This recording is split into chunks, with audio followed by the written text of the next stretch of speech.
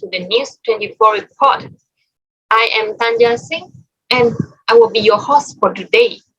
The first topic today is a man destroyed his own condo for not being luxurious enough.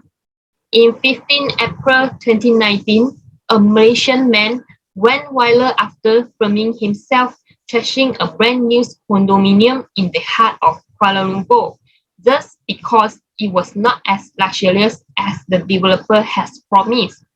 In the video, the unnamed man complained that the condo he allegedly paid for 2 million ringgit Malaysia was not met his standard. Then he proceeded to spray paint everything he disliked about it, before taking a sledgehammer and breaking the furniture as well as marble floor. Talking to the camera, as an operator of a company, of course, our main goal is to make money, but please do not be so cheapskate, say the angry owner. The man claimed that he had tried contacting the developer Tropicana Corporation Berhad to voice his displeasure, but they ignored him. That's why he decided to film the video showing how he turned his subpart condominium into a showroom for the company, thus to warn the company, so others buyers wouldn't pay for the same level of luxury. This video was posted on Facebook and YouTube, and they have gotten thousands of likes and comments. Most people agree with that house owner, saying that greedy property developers need to be taught a lesson, but there are also those who claim that they were most civilized way to handle the situation.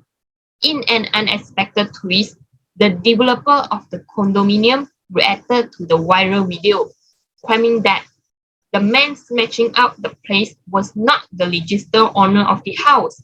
Well, let us have a quick look to the video. You sell this as a luxurious, impeccable taste, ultimate lifestyle. You give me this kind of sofa. This kind of sofa acceptable, impeccable taste. I mark it for you. Crack, cheap. I mark it for you. Otherwise, video very bigger. Almost every piece, crack. You give two. I don't need you to pay me. I don't like it.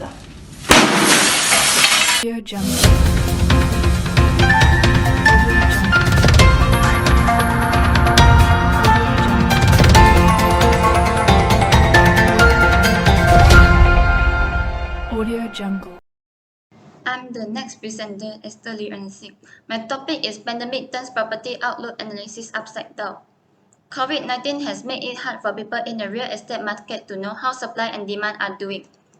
N.K. Tong, acting president of REDA, says the epidemic had transformed the market and the norm. He told FMT Business, as a result, it's hard for us to figure out what the truth is right now. Tong said because of the pandemic, it was hard to tell how much the changes were caused by the 2 years of lockdown, which caused people to lose their jobs and business to close. But it's clear that it has a big effect. He was referring to a report that showed the residential property market overhang had decreased from 2021 to 2022. There were still 35,592 residential units worth 22.45 billion ringgit unsold, according to NAPIC. This is a decline from last year, where more than 37,000 units worth 22.79 billion ringgit were sold. Tong said that it was hard to figure out what caused the residential property overhang to start with. If the number of finished but unsold units is too great, we can claim overbuilding or a reduction in demand is to blame. He said, in a healthy market, some finished units will sell, but it's been abnormal for 2 years. It's hard to tell how much the epidemic caused the overhang and if it was the only factor, he added. It could take a year or more for the market to achieve a new balance, given rising inflation and Bank Negara Malaysia's intention to boost interest rate. Bank Negara Malaysia hiked the overnight policy rate by 25 BPS during its monetary policy meeting last Wednesday. This year's OPR rose twice. In May, the OPR was raised from 1.75 to 2%. The Department of Statistics in Malaysia says that the inflation rate has been steadily going up from 2.2% in January 2022 to 2.8% in May. Tong said that now is a good time for investors to buy property to protect their money from inflation and keep its value over the medium to long term. When you buy a house, you expect its value to rise, which lowers the loan to value ratio, he said. Assuming a property's value rises faster than inflation, equity will grow faster than loan payments. He felt excited about the year's relaxation.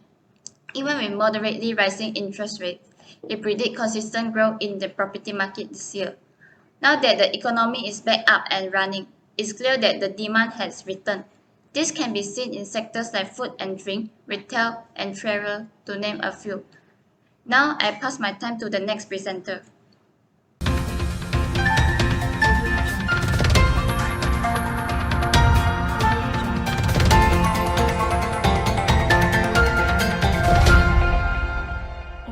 Eric here reporting on tough times for property sector in H2 2022. The property sector is likely to face hard times for the remainder of this year due to the warning demand, high cost of materials, and expected increase in interest rate. Rahim & Co. International Property Consultant CEO Siva Shankar told FMT Business the sector's performance for the first half of this year has been unremarkable. Siva foresees that only a modest improvement of between 2% and 4% for the property sector by the end of 2020. Although close to a flat line, it is still an improvement and one that is sustainable over a longer term. He says property outside prime location may encounter a lack of demand.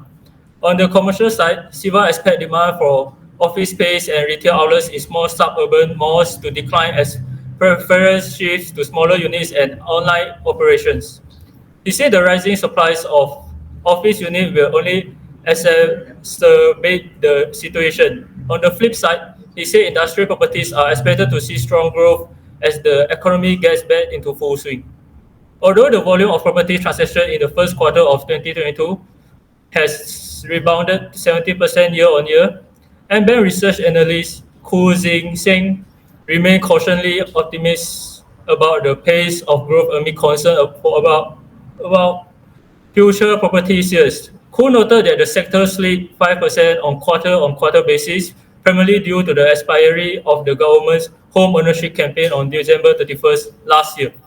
Nonetheless, he said the country's transition to the endemic phase and the reopening of Malaysian international borders on April 1 would be good for the property market. However, new launches could be scaled back due to high raw material and labor costs, while weakening consumer sentiment caused by inflationary pressure are expected to dampen consumer spending on discretionary goods. He said the cost of construction typically forms 50 to 55% of a developer total gross development value, and this year we anticipate a 19% increase in construction costs. If the developer pass on the entire increase to the buyers, selling price will rise by 9 to 11%. We believe that in light of the softening market, developers, particularly those with lower pricing power, will absorb some of the cost increase and pass on only a portion of it to the buyer to mitigate margin compression. That's all. Thank you.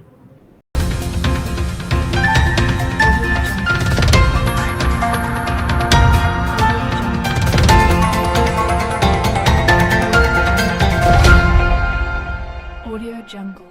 Oscar reporting on COVID-19 has left property market players clueless about the supply and demand situation. The pandemic has totally disrupted market forces and distorted what should have been the norm. According to Real Estate and House Development Association acting president NK Tong. As a result, it has made it difficult for us to decide what the reality is right now. He told the FMT Business. Tong explained that the pandemic has made it difficult to determine how much of the change has been caused by the 2 years of lockdown that had led to job losses and business closures. He was commenting on a report that there has been a marginal decline in the residential property marketing overhang in the first quarter of 2022 from the end of 2021. In its latest report, the National Property Information Center said that there were 35,592 units of residential property worth RM 22.45 billion that remained unsold in Q1 2022. This was a marginal drop from the more than 37,000 units worth RM 22.79 billion at the end of last year. Of the property left unsold in Q1 2022, up to 20,680 of 58.1% of the total were high-rise units. Apart from that, 7,407 units of limited landed property and 7,505 other units were unsold in the same quarter. Tong said it had been difficult to determine the factors that had caused the residential property overhang in the first place. If the supply of complete but unsold units is too high or higher than normal under usual circumstances, particularly in the residential sector, we can attribute it to overbuilding or a drop in the demand, he said. He said that under normal circumstances, there will always be a certain percentage of complete but unsold units in a well-functioning market.